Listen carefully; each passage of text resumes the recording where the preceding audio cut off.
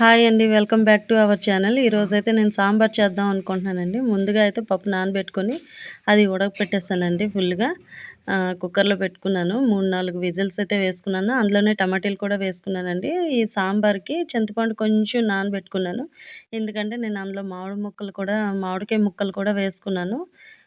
పుల్ల కోసం మామిడికాయ ముక్కలు, ఆహ్, బెండకాయి అండ్ ఆహ్, ములంకాడలు, టమాటీలు, పచ్చిమిరపకాయలైతే వేసుకున్నాను. వెల్లుల్లిపాయలైతే ఏసుకున్నాను. అండ్ ఉల్లిపాయ వేసుకోలేదండి అందులో నేను సాంబార్‌లోని. ఇప్పుడైతే నేను కరివేపాకు, ఎండుమిర్చి అండ్ ఆవాలు, జీలకర్ర, తెల్లుల్లి అన్నీ కలిపేసి తెల్లుల్లయితే దంచేసి వేసేసాను.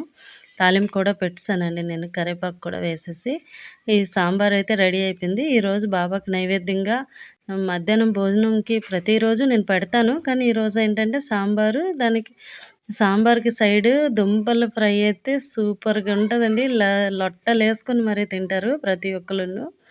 చూడండి చాలా బావుంటది. చాలా అంటే సాంబార్ రైస్ బావుంటది. హాయ్ అండి. చూడండి నేను ఈరోజు బాబాకి నైవేద్యంగా మధ్యాహ్నం భోజనం రెడీ చేశాను. ఇగోండి ఈరోజు సాంబారు, దుంపల ఫ్రై అండ్ ఇగోండి బాబాకి నైవేద్యం పెట్టేశానండి నేను.